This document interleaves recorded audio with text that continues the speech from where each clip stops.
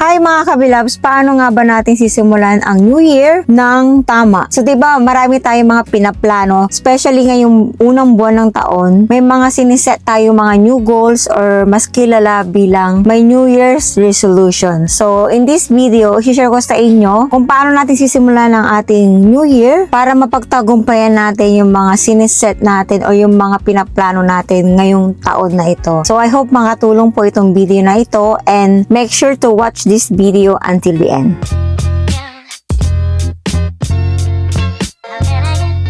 Kaya ako to ginagawa tong ganitong vlog kasi ito rin yung magsisilbing guidance ko na kapag nalilist na yung mga goals ko, babalikan ko itong vlog. Usually kasi first quarter, okay pa yan. Pagdating ng second quarter, tinatamad ka na. Ano nga ba yung goals ko? Nalimutan ko na. So, magiging reminder ko tong vlog na ito. Kaya ko ito ginawa. Hindi lang para sa inyo, kundi para sa akin din. Before we start setting goals, number 1, ask for God's wisdom. Before making plans or decisions, seek His guidance. Kasi ang karunungan na nagmumula sa Panginoon ay nagbibigay ito ng clarity, peace, and direction. Kasi may mga bagay kasi na hindi natin control. So kung uunahin natin na tanungin ng Panginoon na, Lord, sana po bigyan niyo po ako ng karunungan, ng peace of mind, ng kaliwanagan, ng puso at isipan para maintindihan ko kung bakit nangyayari yung mga bagay na ito. May mga circumstances kasi na kung ano yung plano natin, iba yung nangyayari. So yun yung number 1 ko, ask for God's wisdom. Hindi lang tayo magde-depend sa sarili nating karunungan. How to start year 2026 right. Kaya kailangan natin ng God's wisdom para makayanan natin ang mga challenges and trials na pagdadaanan natin buong taon na ito.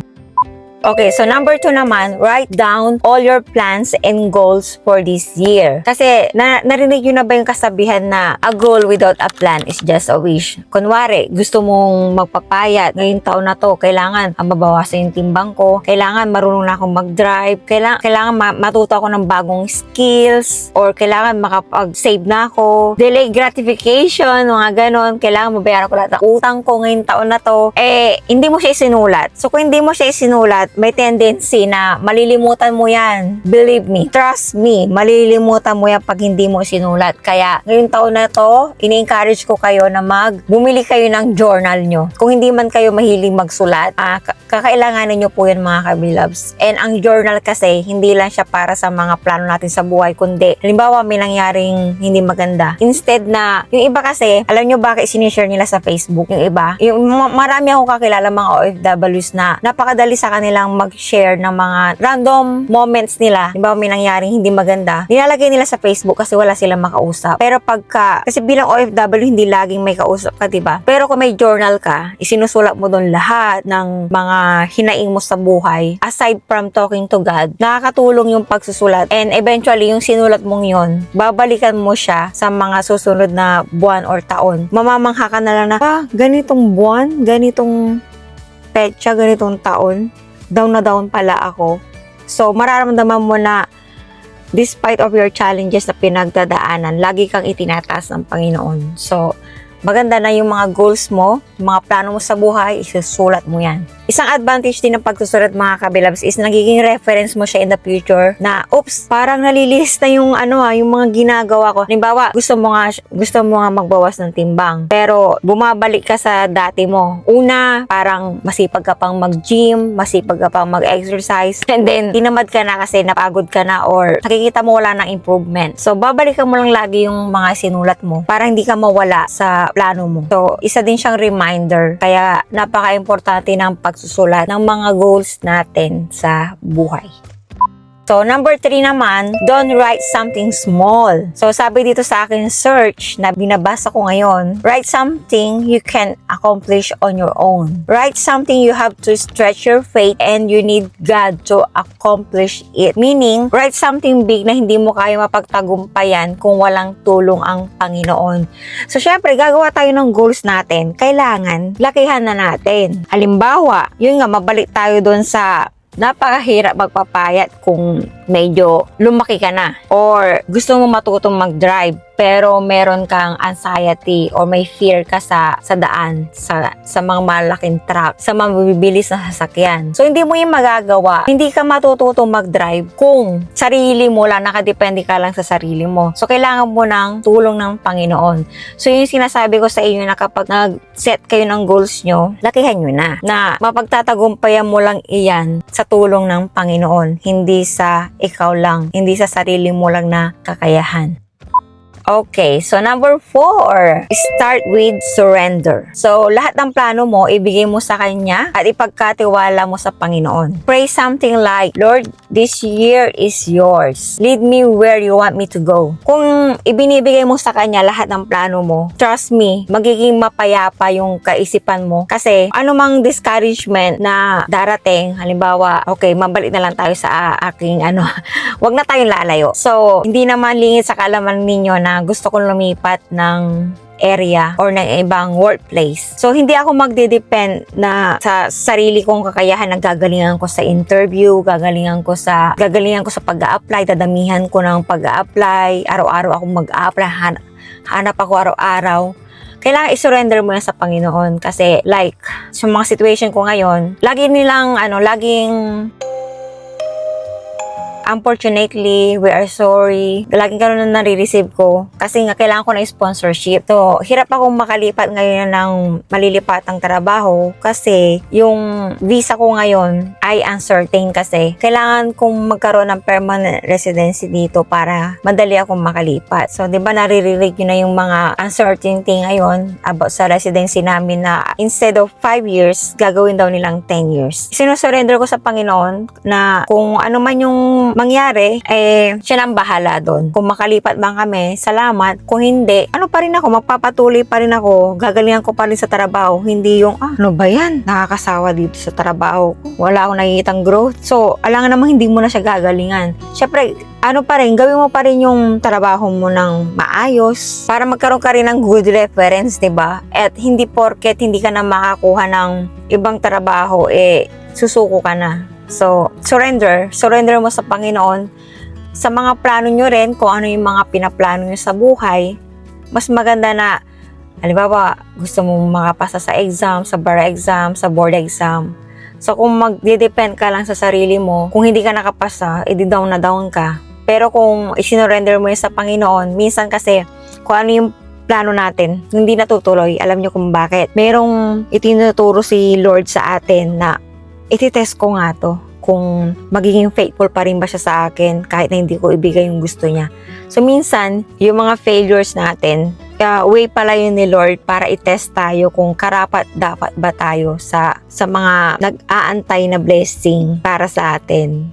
So, isipin natin na every failures, every no, every rejection sa mga application natin, or kung halimbawa, nag-aantay tayo ng update sa application natin sa ibang bansa. Ang tagal, di ba?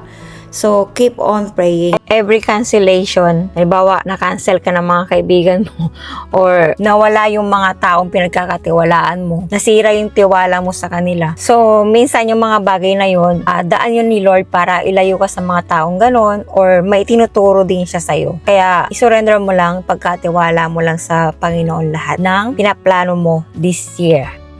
So, alam nyo ba mga kabilabs, ito yung good news ko sa inyo. 5 lang naman ito. Itong aking mga share sa inyo. Pero itong number 5, ito yung pinaka-importante sa lahat. The last but most important is no more bad days. So, dito tayo masusubo kasi 10% happens to you and 90% how you respond. Yung mga bad moments kasi na nangyayari sa atin, huwag nating hahayaan na masira ang ating araw. You can stop bad moments to happen, but you don't have to let it turn into a bad day. Sabi nga sa John chapter 16 verse 22, no man can take your joy. Like example, halimbawa sa work, nasigawan ka ng alaga mo or yung katrabaho mo, nakapagsalita siya na hindi maganda sa'yo or yung anak mo hindi ka sinunod sa task na pinapagawa mo, or yung partner mo na upset ka niya, or sumama yung loob mo sa partner mo, sa asawa mo, or sa GF mo, or BF mo, or isa sa mga mahal natin sa buhay sa Pilipinas ay may sakit. So, it's okay lang na i-acknowledge natin yung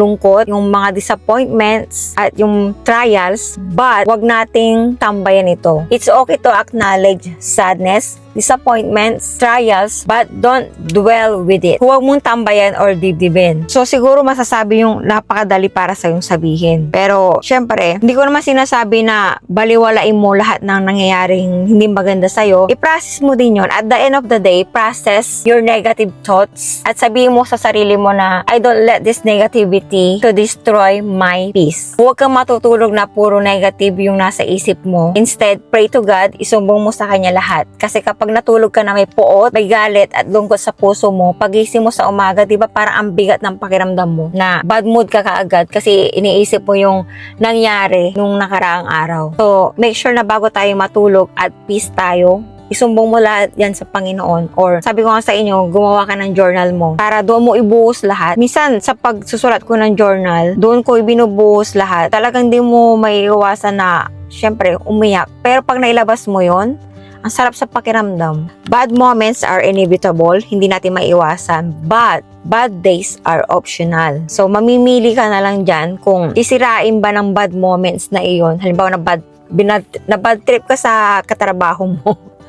So, hayaan mo ba yun na masira ang araw mo dahil dun sa ginawa niya sa'yo? Halimbawa na nabalitaan mo na sinisiraan ka niya. May sinasabi siyang hindi maganda pag nakatalikod ka. So, wag mo nga hayaan na yung bad moments na yun ay maging bad days. Kasi, yung bad day na yun, magiging bad week. Yung bad week na yun, magiging bad month, then bad year, then magiging bad life. Alam niyo kung bakit? Kasi, wala ka ng peace sa sarili mo pagka hinayaan mong masira yung araw mo dahil sa mga bad moments na nangyayari sa paligid natin. Hindi natin maiwasan itong mga bad moments na to, especially mga disappointments natin, yung mga pinagkakatiwalaan natin na akala natin ay mga totoo, hindi pala, or yung mga pinaplano natin na halimbawa, tiwala ka sa sarili mo na makakapasa ka, tiwala ka sa sarili mo mapopromote ka, tiwala ka sa sarili mo may trabaho ka, bigla ka nawalan ng trabaho, bigla kang hindi ka pumasa. So, wag naman yung okay lang na i-process mo, i-acknowledge mo yung sakit, pero wag mo siyang gagawing yung bad moments mo maging bad day, bad week, bad month, tapos magiging bad year na kasi nga nawala na yung peace mo. Instead,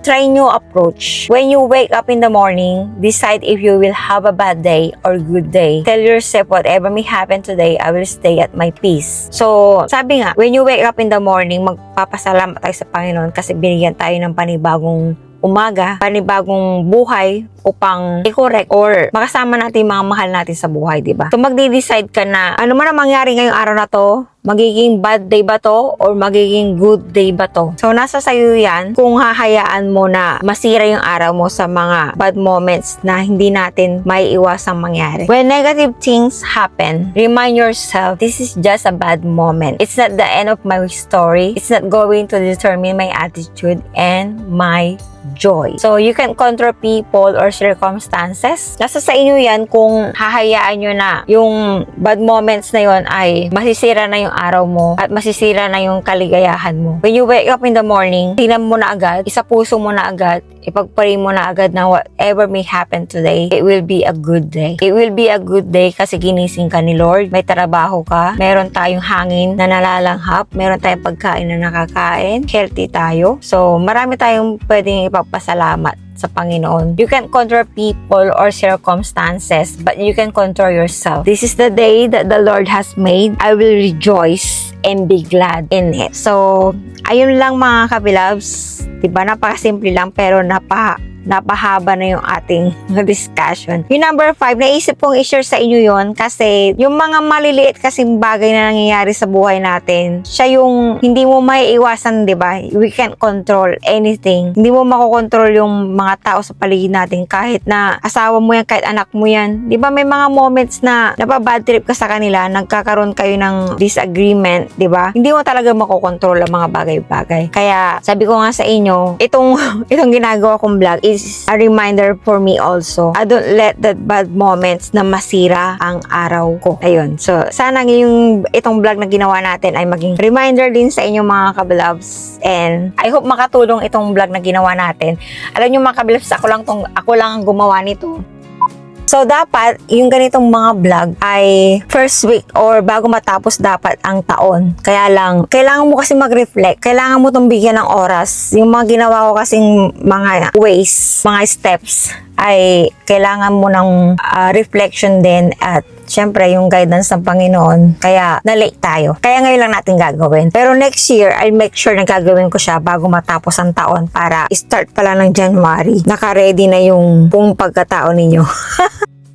So kung nagustuhan nyo itong vlog na ginawa natin today mga kabilabs, don't forget to like this video. Hype. Napaka-importante din po ng hype kasi nakikita ni YouTube na nagustuhan nyo itong video ko at karapat dapat siyang i-share sa iba. So, pwede nyo i-recommend sa iba kapag maraming nag-hype sa inyo. And please don't forget to write down something else. Kung ano man yung gusto nyo sabihin sa comment section, please comment down below. And if you think na nakatulong tong vlog, don't forget na i-share nyo rin po sa mga kaibigan nyo or sa inyong mga social media platforms. So, I know this year will be more exciting kasi meron na tayong pattern, meron na tayong guidelines, at meron na tayong reminders na makakatulong para ma-achieve natin yung mga goals natin sa buhay. So, God bless you all mga kabilabs na may tulungan tayo ng Panginoon sa mga pinaplano natin sa buhay. Wishing you all the best and may God bless you and keep you always.